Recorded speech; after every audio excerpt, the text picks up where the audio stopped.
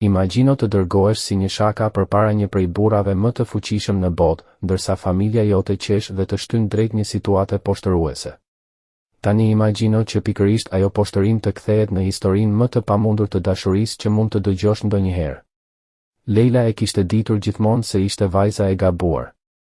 Ndërsa gjysmë motra e saj Soraya shëtiste në përvilën luksoze me fustane të shtrenjta dhe bijuteri të ndritshme, Leila kalonte ditët e saj e fshehur në bibliotekë.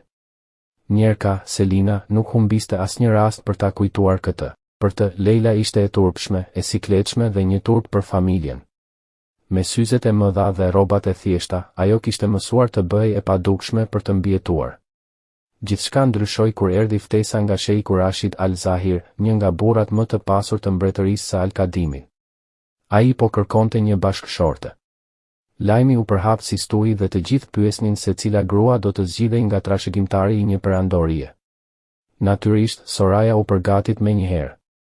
Javë të tëra me mësime, prova veshjesh dhe sjelljeje, ndërsa familja rrotullohej rreth saj si rreth një princeshe. Por 3 ditë para udhëtimit, ajo iku me një lojtar poloje nga Argentina. Shtëpia u mbush me panik. Refuzimi i ftesës së sheikut do të ishte një fyerje diplomatike. Atëherë Selina pati një ide mizore. Do të dërgonin Leilën në vend të Sorayës.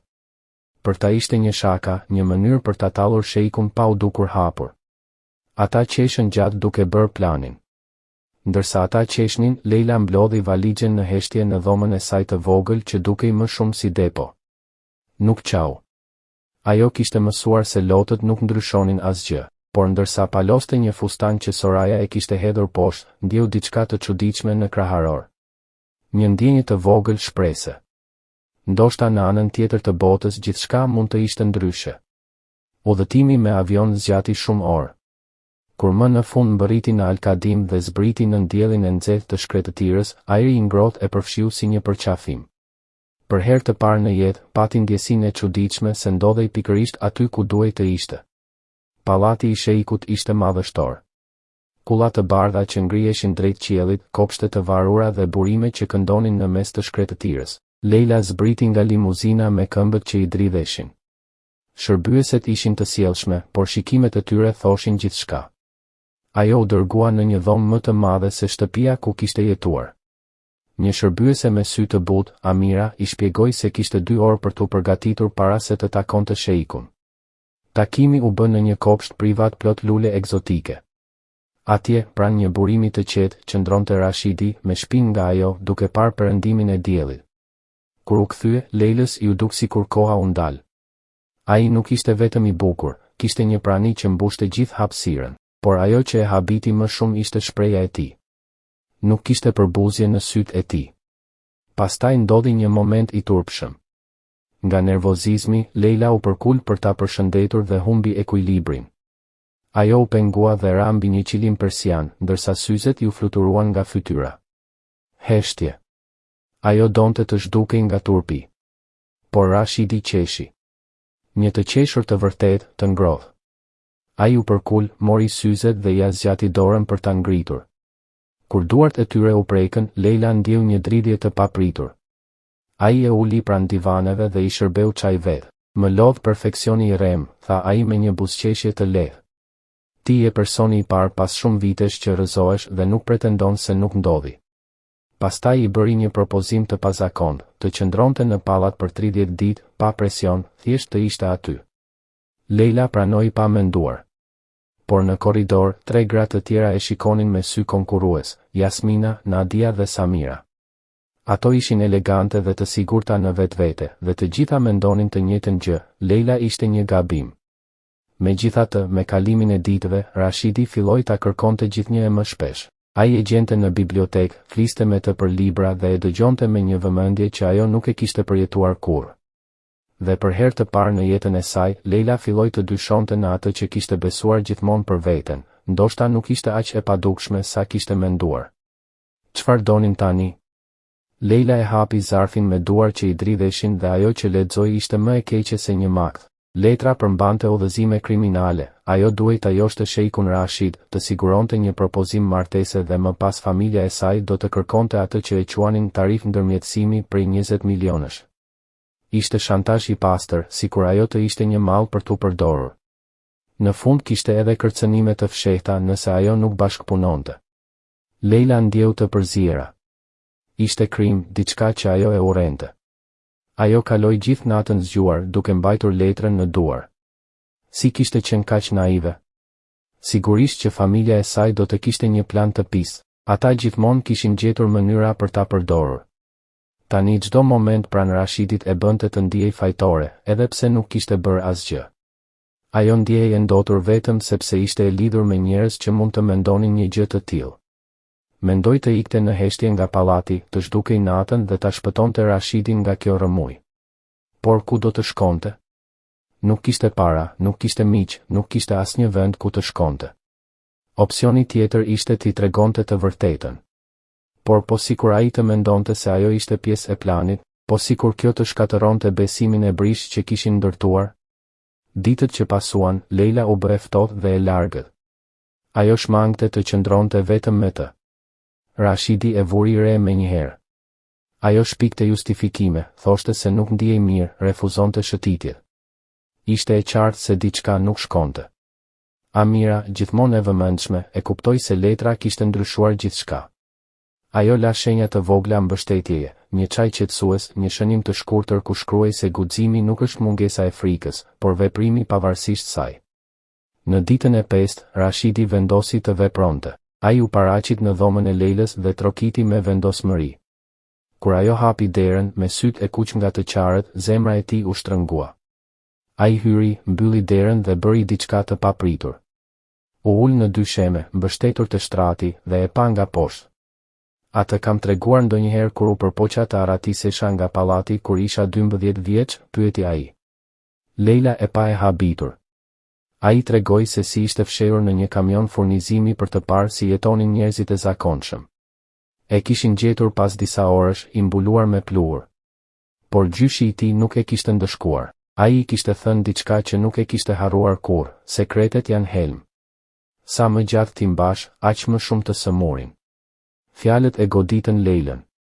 Ajo ul edhe ajo në dysheme dhe më në fund tregoi gjithçka, letrën, planin e shantazhit, frikën se mos ai mendonte se ajo ishte e përfshirë. Kur mbaroi, nuk guxoi ta shikonte.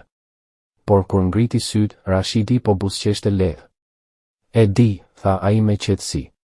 Ai shpjegoi se kishte hetuar gjithçka para se ajo të mbërrinte.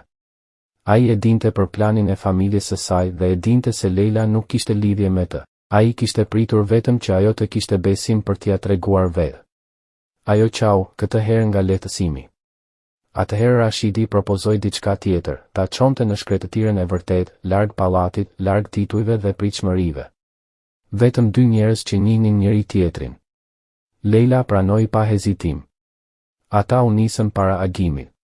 Në shkretëtir, pranë një oazi që Rashidi e njihte që fëmijë, ajo ndjeu për herë të parë se mund të merrte frymë lirshëm. Ai mësoi si të ndiste zjarr në mënyrë tradicionale dhe ata gatuan së bashku mbi rërën e ngrohtë të mbrëmjes. Më vonë, pranë zjarrit, Rashidi I mori dorën. Gjyshi im thoshte se shkretëtira nuk gënjen, tha ai. Këtu nuk mund të pretendosh të jesh dikush tjetër. Ai e pa drejt në sy. Dhe e vërteta ime është se po bie në dashuri me ty. Leila mezi merrte frymë.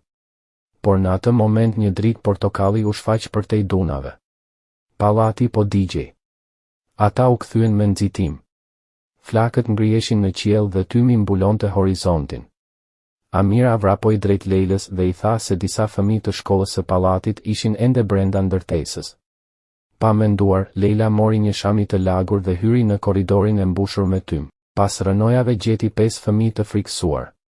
Ajo u përkul pranë tyre dhe u foli me zë të butë, duke I udhëhequr një nga një drejt daljes. Kur dolën jashtë, Rashidi ishte aty me ekipin e shpëtimit.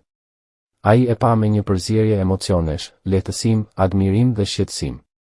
Zjarri u vu nën kontroll në agim. Hetimi tregoi se ishte sabotim. Dhe sikur kjo të mos mjaftonte, një lajm tjetër erdhi. Këshilli I pleqve I kishte dhënë Rashidit një ultimatum prej 15 ditësh për të vendosur për martesën. Ndërkohë, familja e Leilës kishte mbërritur në pallat, bashkë me Sorajen. Dhe këtë herë ata kishin ardhur të kërkonin atë që besonin se u takonte. Soraya bëri hyrjen e saj të llogaritur për të bërë përshtypje. Fustani ishte i përsosur, flokët të rregulluar me kujdes dhe buzëqeshja e ushtruar para pasqyrës. Kur sytë e saj u ndalën mbi Leilën, qëllimet e saj u bën të qarta. Dinamika kishte ndryshuar. Rashidi i priti me mirësjellje profesionale, por me një ftohtësi të dukshme. Ai e dinte shumë mirë se çfarë përfaqësonin. U ofroi dhoma larg vendit ku Leila po rikuperohej. Selina këmbënguli ta shihte menjëherë vajzën e njerkut. Ishte një shfaqje dashurie aq artificiale sa askush nuk u bin. Kur hyn në dhomë, ndryshimi tek Leila u pa menjëherë. Gruaja që kishte përballuar rrezikun u tkur në mënyrë mbrojtëse, duke u kthyer në vajzën që ishte mësuar të nënvlerësojë. Rashidi e vuri re këtë dhe diçka brenda t'i reagoi. Soraya nuk humbi kohë. Gjatë darkës u ul strategjikisht pranë Rashidit, duke nisur biseda për përvoja kulturore, qëllime jetësore dhe angazhime domethënëse. Komentet ishin të llogaritura, të qeshurat në momentin e duhur. Ajo citonte poezi arabe me një shqiptim të studiuar. Ishte një performancë e ekzekutuar mirë. Selina e shikonte me miratim, duke llogaritur përfitimet e mundshme. Ndërkohë, Leila ndihej gjithnjë e më e vogël. Në ditët që pasuan filloi një fushat krahasimesh. Çdo bisedë e lavdëronte Sorayën dhe e zvogëlonte Leilën. Soraya ka qenë gjithmonë kaq e talentuar, e mbani mend? Soraya ka një arsimim mbresëlënës. Soraya është kaq fotogjenike. Arritjet e Leilës dhe vetë arsimimi i saj injoroheshin plotësisht. Çdo fjali ishte një sulm i fshehur në formën e një vërejtjeje të pafajshme. Momenti më i sikletshëm ndodhi gjatë një ceremonie falënderimi për ekipet e shpëtimit. Ajo duhej të ishte një festë bashkëpunimi, por Selina e ktheu në një skenë për promovim personal. Kur erdhi momenti për të përmendur Leilën, ajo ndërhyri. E solli Sorayën në qendër dhe filloi të fliste për vlerat familjare që, sipas saj, kishin krijuar guximin që të gjithë po admironin. Në mënyrë të hapur, ajo po përvetësonte meritën e Leilës. Njerëzit mbetën të hutuar. Leila dëshironte vetëm të bëhej e padukshme. Rashidi ishte i zemëruar. Stafi i tij duhej t'i kujtonte të ruante qetësinë diplomatike. Por sytë e tij premtonin pasoja. Atë natë, në terracën më të lartë të pallatit, ai u ul pranë Leilës në heshtje. Pas disa minutash, ajo foli. Duhet ta marrësh në konsiderat Sorayën, tha ajo me zë të ulët. Ajo ka gjithçka që mua më mungon, pamjen, arsimin formal, përvojën shoqërore. Gjithçka do të ishte më e lehtë për ty. Rashidi ja mori fytyrën me duar dhe e pa drejt në sy. Ti mendon se më interesojnë opinionet sipërfaqësore, tha ai qetësisht. Ti shpëtove 5 jetë. Je personi më i guximshëm që njoh. Familja jote përpiqet të zvogëlojë sepse ndihen të kërcënuar nga ajo që përfaqëson. Mirësi e vërtet dhe guxim i sinqert. Unë nuk dua lehtësi. Unë dua ty. Në atë moment u shfaq Kalidi me një lajm serioz. Afati po mbaronte. Këshilli i pleqve kishte dhënë një ultimatum, 72 orë për të shpallur vendimin për martesën. Përndryshe, do të fillonin procedurat për të vënë në dyshim udhëheqjen e Rashidit. Ata madje kishin sugjeruar Sorayën, duke pretenduar se ajo përputhej më mirë me pritshmëritë tradicionale. Ishte një manipulim politik i qartë nga fraksioni konservator. Rashidi ndodhej në një pozitë të vështirë. Të zgjidhte Leilën do të thoshte të përballej me kundërshtim politik. Të zgjidhte Sorayën do të thoshte të tradhtonte integritetin e vet. Fjalët e Kalidit mbetën pezull në ajër, të rënda. Leila e kuptoi çfarë duhej të bënte. Nëse qëndronte, do ta komplikonte gjithçka që Rashidi kishte ndërtuar. Prania e saj ishte bërë një problem politik që ai nuk e meritonte. Atë natë, ndërsa pallati flinte, ajo përgatiti largimin. Pa letër. Pa lam të mirë. Ajo doli në errësirën e shkretëtirës, duke lënë pas vendin e vetëm ku ishte ndjerë ndonjëherë e vlerësuar dhe burrin e vetëm që e kishte trajtuar me respekt të vërtetë. Doni të dini çfarë e kualifikon dik për të udhëhequr për krah meje, tha Rashidi, me një zë të qetë por të fortë. Karakteri i farkëtuar në sfida reale. Guximi që shfaqet jashtë skenarëve të kontrolluar. Aftësia për të vënë të mirën e përbashkët mbi interesin personal, edhe kur askush nuk duartroket. Leila i ka të gjitha këto dhe madje edhe më shumë. Nëse nuk e shihni këtë, kufizimi është i juaj. Pastaj ai bëri diçka që askush nuk e priste. Ai paraqiti prova. Prej javësh kishte dokumentuar parregullsi. Disa antar të këshillit kishin pranuar favore nga Selina në këmbim të presionit për ta detyruar një martesë mes tij dhe Sorayës. Ishin regjistruar transaksione, mesazhe dhe data të sakta. Çdo gjë ishte organizuar me kujdes. 3 prej pleqve u zbehen menjëherë. Loja kishte ndryshuar. Abduli, i njohur për ndershmërinë e tij, u zemërua. A mund të verifikohet kjo? Pyeti ai me një ton të prerë. Heshtja në sallë ishte përgjigjja më e qartë. Ky takim përfundon këtu, shpalli ai. Personat e përfshirë do të hetohen në një proces transparent. Pastaj ai hodhi një vështrim te Rashidi dhe më pas te Leila. Sa i përket martesës, është e qartë se shejku tashmë ka marrë një vendim.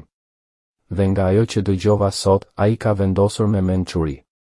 Rashidi u kthye drejt Selinës dhe Sorayës, të cilat po përpiqeshin të largoheshin në heshtje. Një moment, tha ai. Ato u ndalën. Ju erdhët këtu me një plan të pandershëm. Donit ta përdornit Leilën, ta shantazhonit dhe të shkatëronit lumturinë e saj. Unë mund të nisja procese ligjore kundër jush, por vendimi nuk është i imi. Ai u kthye drejt Leilës. Sot vendos ajo. Salla mbajti frymën. Leila pa drejt njerëkës që e kishte poshtëruar për vite me radhë. Pa motrën që gjithmonë përpiqej ta zvogëlonte. Pa edhe baban e saj që kur nuk e kishte mbrojtur. Një pjesë e saj dëshironte ndëshkim. Por një pjesë tjetër, ajo që kishte mësuar nga Rashidi, zgjodhi diçka tjetër. Ajo mori frymë thellë. Dua që të largoheni, tha ajo me qetësi. Dhe të mos ktheheni më. Askush nuk foli. Nuk dua para. Nuk dua justifikime bosh. Nuk do t'ju padis. Thjesht do t'ju largoj nga jeta ime. Sytë e saj ishin të qetë. Nuk meritoni as energjin time negative. Selina u përpoq të protestonte, por rojet tashmë po i shoqëronin drejt daljes me respekt, por me vendosmëri. Babai i Leilës ndaloi për një moment të dera, sikur donte të thoshte diçka. Leila tundi kokën lehtë. Nuk kishte më asgjë për të thënë. Dera u mbyll. Pleqt e mbetur dolën nga salla duke murmuritur mes tyre. Abduli u ndal përballë Leilës. Ti ke forcën që i duhet këtij mbretërimi, tha ai me një buzëqeshje të lehtë. Mirë se erdhe, shejke e ardhshme. Pastaj u largua. Për herë të parë pas shumë ditësh, Leila dhe Rashidi mbetën vetëm. Ai e përqafoi fort. Në atë përqafim kishte shqetësim, lehtësim dhe dashuri. Leila u qetësua në krahët e tij. Kam një pyetje shumë të rëndësishme për ty, tha ai më në fund. Ajo ngriti vetullat me kureshtje. Por jo këtu. Jo tani. Sonte në mbrëmje. Përgatitu. Zemra e Leilës filloi të rrite më shpejt. Kur ra mbrëmja, Amira e ndihmoi të përgatitej me shumë kujdes dhe diskrecion. Nuk kishte teprime. Vetëm një fustan të lehtë blu të hapur që lëvizte me erën, flokët e lëshuara dhe një varse të hollë argjendi. Për herë të parë pas shumë kohësh, Leila pa veten në pasqyrë dhe buzëqeshi. Sepse dukej vetvetja. Në terracën më të lartë të pallatit, mira qirin ndriçonin hapësirën. Petale lulesh formonin shtigje të buta mbi dy sheme. Një muzikë instrumentale e lehtë mbushte ajrin. Rashidi, i veshur me një robë tradicionale elegante por të thjeshtë, eci drejt saj dhe i puthi butësisht dorën. Je e bukur, tha ai, si të ishte një e vërtet e padiskutueshme. Ai mori frymë thellë. 3 muaj më parë po kërkoja diçka që nuk dija ta përkufizoja. Kisha gjithçka që bota e vlerëson, por më mungonte kuptimi. Isha gati të pranoja një martesë nga detyrimi. Ai buzëqeshi lehtë. Pastaj ti u shfaqe duke u penguar mbi një jastëk. Të dy qeshën. Ti më tregove çfarë është autenticiteti. Çfarë është vlera e vërtetë. Më bëre të ndihem i parë si njeri, jo si titull. Përballove rrezikun pa hezitim. Je e guximshme, e papritur, e sinqertë dhe perfekte ashtu siç je. Pastaj ai u ul në një gjuhë. Nga xhepi nxori një kuti të vogël prej kadifeje. Brenda ishte një unaz me një diamant të madh në qendër dhe safir blu, me ngjyrën e qiellit të shkretëtirës. Ari që e rrethonte kapte dritën e perëndimit dhe e bënte të shkëlqente. Por më e çmuar se vetë unaza ishte ndjenja në sytë e tij. Leila, tha ai me zë të butë, ti nuk ishe ajo që prisja. Ishe ajo që më duhej. Ai buzëqeshi. Ti e përgjigja për pyetjet që nuk dija as ti bëja. Ti e shtëpia ime. Ai ngriti unazën. Do të martohesh me mua? Jo me titullin. Me mua. Vetëm me Rashidin. Për një moment Leila mbeti pa fjalë. Pastaj ajo u ul edhe ajo në gjunjë dhe i mbajti fytyrën me duar. Po, tha ajo. Pastaj përsëriti më fort. Po. 1000 herë po. Përgjithmonë po. Unaza ju përshtat gishtit të saj sikur të ishte bërë pikërisht për të. Ata u puthën ndërsa qielli mbi pallat u mbush me fishek zjarre. Pallati shpërtheu në fesë. Në javët që pasuan, përgatitjet për dasmën u mbushën me gëzim të vërtetë. Leila donte një ceremoni që të nderonte traditat, por edhe historinë e saj. Fëmijët që ajo kishte shpëtuar morën pjesë në ceremoni. Muzika tradicionale me instrumente metela mbushte ajrin. Ishte një fest lidhje, jo luksi të tepruar. Në ditën e dasmës, Leila u zgjua e lehtë. Për herë të parë në jetë, nuk ndjente më peshë në kraharor. Në një pavion mes dunave të shkretëtirës, me pëllura të bardha dhe të arta që valviteshin në erë, të ftuarit u ulën në gjysmë rreth. Fëmijët hynë të parët duke shpërndar petale me krenari. Pastaj erdhi Leila. Ajo eci vetëm. Askush nuk do ta jepte atë. Ishte zgjedhja e saj. Rashidi kishte lot në sy dhe nuk u përpoq t'i fshite. Ceremonia foli për partneritet, respekt dhe dashuri që ka përcen çdo rrethan. Kur u shpallën burr dhe grua, qielli ishte ngjyrosur nga ari në vjollës. Festa vazhdoi gjithë natën. Mes muzikës, të qeshurave dhe vallëzimit, Rashidi ju afrua dhe i përshpëriti, faleminderit që më zgjodhe. Leila buzëqeshi. Faleminderit që më bëre të besoj se meritoja të zgjidhesha. Vitet që pasuan sollën sfida dhe gëzime. Leila nuk u bë perfekte, por mbeti autentike. Dhe pikërisht për këtë populli e deshi. Së bashku, Rashidi dhe Leila udhëhoqën me mençuri dhe zemër. Më vonë lindi vajza e tyre, të cilën e quajtën Nor Drit. Dhe Drit ishte ajo që solli në jetën e tyre. Sepse historitë më të bukura shpesh fillojnë në mënyrën më të papritur, me njerëz që bota i kishte nënvlerësuar.